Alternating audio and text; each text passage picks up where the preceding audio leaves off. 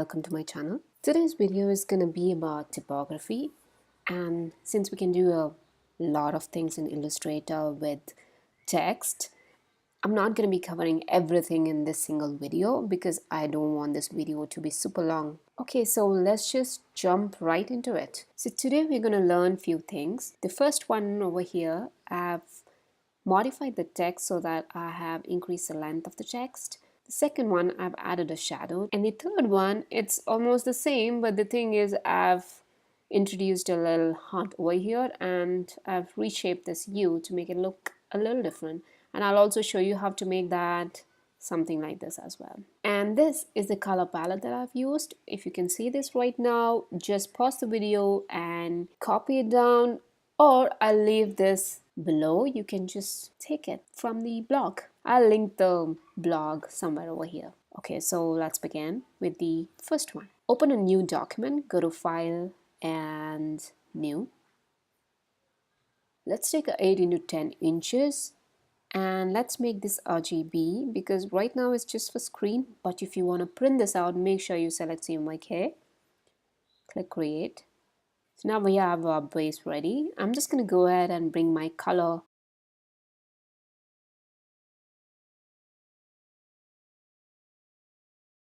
Okay, there you go. If you want to zoom in and zoom out, all you have to do is hold your fingers together and pinch in and pinch out. You can do that automatically. You don't have to go to this tool over here. So let's take a rectangle tool. But before we do that, let's start with the text, shall we? Okay, click on the text type tool, and now I'm going to type something. Type in isn't she. I'm going to select all this, increase the font. I think I put in 150 over there. Let's check. Okay, but I want a different font. This is not something that I like. Okay, so go ahead and see. If you cannot find the font that you like over here, you can always go to Add Fonts from Typekit and go ahead and install a font from there. If you don't know how to do this, I will link a video over here so that you can go check it out. So for this, I'm using Fresno Black, which is right here. It's a font from Typekit, so make sure you go add it. Click on that. And I'm going to change the color to this one. So I'll press I on my keyboard. That is nothing but the eyedropper tool right here. And go ahead and click on this. So now I have a really nice isn't she. But like as you can see here, this is too elongated. But this one right here isn't. So I'll show you how to do that. Now you just click on your text. Oh, there's a typo, hold on. Okay, now you just go back to your selection tool, click on the text, right click, create outlines. Now this is an outline and not a text as such. But wait a minute, before that I want to increase the text size. I'm gonna make this 170. This is better. Now we're going to right click and create outlines. Once you have the set, click on your direct selection tool, or you can press A on your keyboard. Click and drag to select only these points, the highlighted ones, because we need to expand them and not the rest of the font. Now click, hold your shift key down and pull. Make sure you hold your shift key down because if you don't, you can go like this. So hold your shift key down and pull until you think is sufficient. Now we're gonna go ahead and take the type tool again and adorable.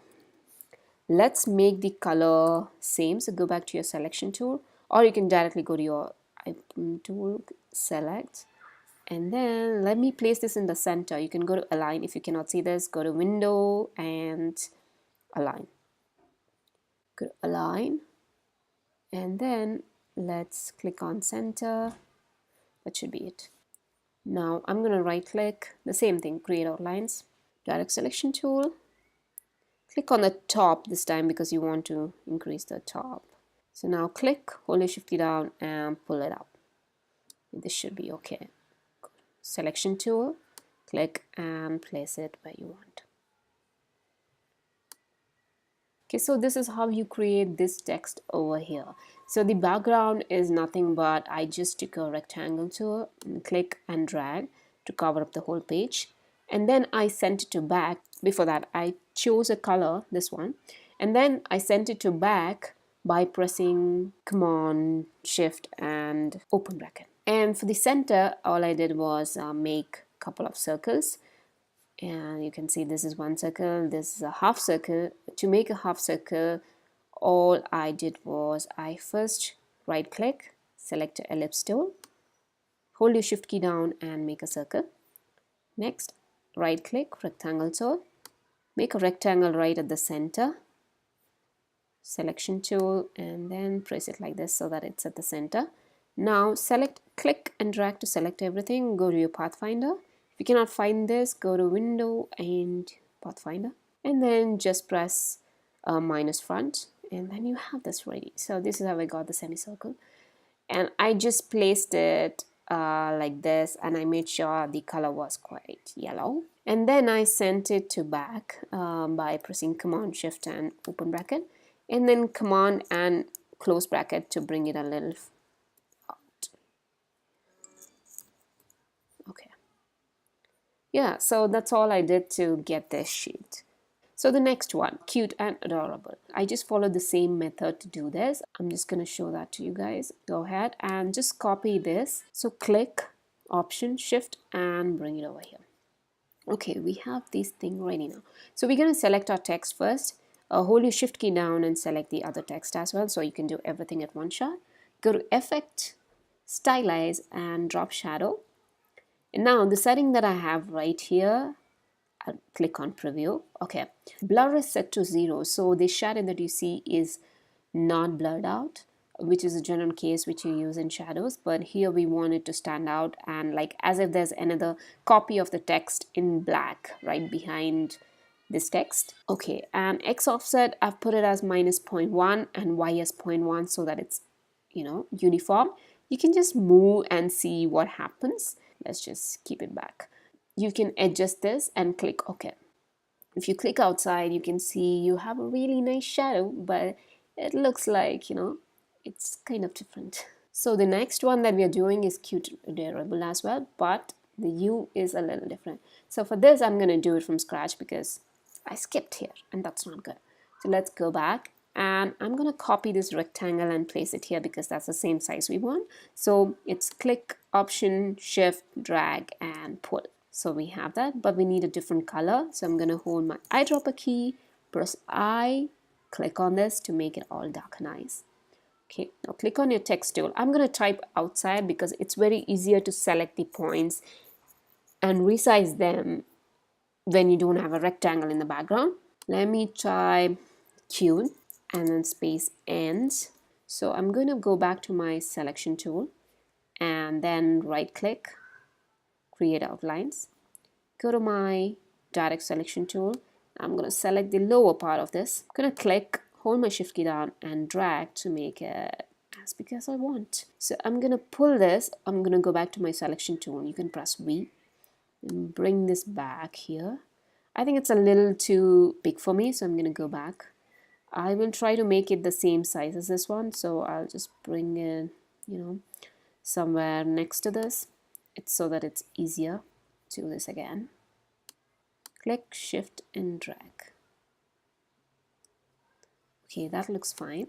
So I'm going to drag this off to my sheet, or I'll take it here, place it here.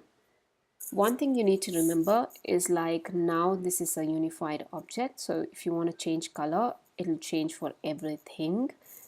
So if I'm going to go and make it pink or this one, it's going to change for everything.